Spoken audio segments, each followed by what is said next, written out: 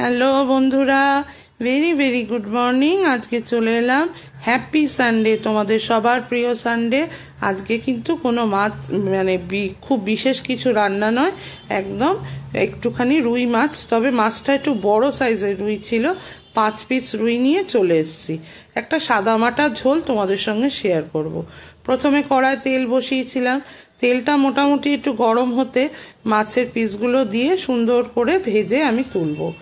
আজকে রান্নাটা একটু সাদামাটা, যার যেদিন যেটা রান্না করি সেটাই তো তোমাদের সঙ্গে শেয়ার করি বলো, তাই জন্য আজকে এই রান্নাটাই শেয়ার করে দিলাম।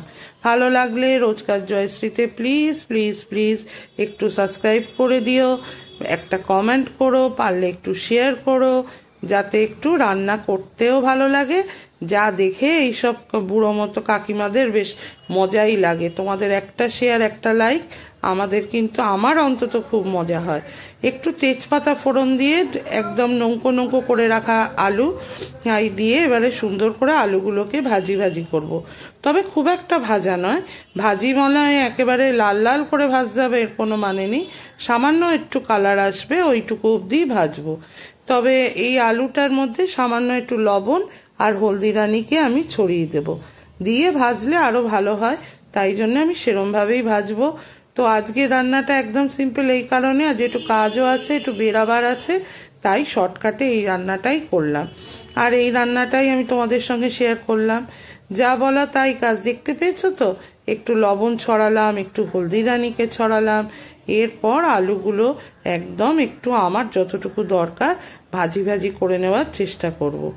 তোমরা কে কোথা থেকে ভিডিও দেখছো? বাংলাদেশের অনেক লোক আমাকে নানানভাবে করছো, নানান এতে আমার খুব ভাল লাগে আপনাদের সাথে কথা বলতে। এত দূরের লোকও যে আমার ভিডিও দেখে, এটা আমি দেখে অবাক।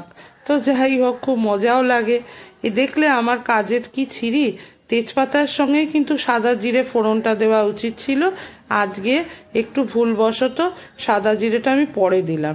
আলুগুলো ভাজা ভাজা তখন মনে পড়েছে, আরে জিরে ফোড়নটা তো দিলাম না, তাই একটু মিশিয়ে দিলাম। এই ছোটখাটো ভুলগুলো একটু তোমরা ইগনোর করে নিও, তবেই মাছের ঝোলটা গরম ভাতের সঙ্গে কিন্তু সত্যিই ভালো লাগে। আর সামান্য এক কুচি আদা, একটু জিরে আর 2-3টে কাঁচা লঙ্কা, তোমরা যেরকম ঝাল খাও সেরকম আমি একটু মশলা বেটে রেখেছিলাম, সেই মশলাটাই দিলাম।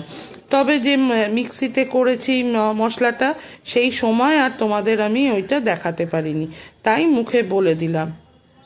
আদা, জিরে, লঙ্কা, সামান্য আদা, একদমই কিন্তু অল্প আদা, একটু জিরে আর 2টি কাঁচা লঙ্কা, 2-3টে কাঁচা লঙ্কা দিয়ে, কাঁচা পাকা 2টি রকমেরই লঙ্কা ছিল, দিয়ে আমি জাস্ট মশলাটা করে দেওয়ার পর মশলা যাতে না পুড়ে যায় অল্প একটু জল দিয়ে এবারে আমি ঝোলটাকে মোটামুটি তরকারিটাকে কষাবো, যাতে মোটামুটি তরকারির সমস্ত মানে রূপ রং চেঞ্জ হয়ে যাবে, তোমরা নিজেরা দেখলেও বুঝবে। মোটামুটি আমার কিন্তু তরকারি থেকে তেল বেরিয়ে এসেছিল, তারপর দিয়ে দিলাম একটুখানি জল।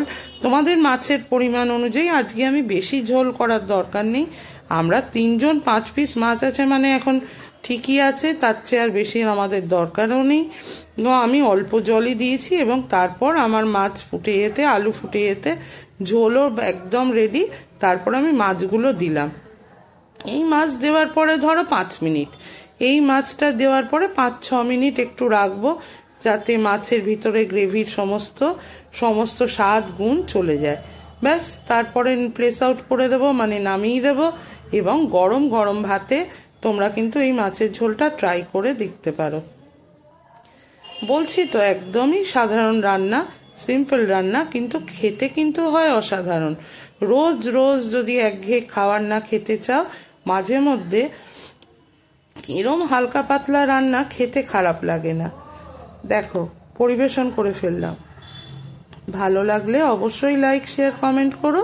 তাহলে আজ যাই, আবার দেখা হবে আরেকদিন। টাটা।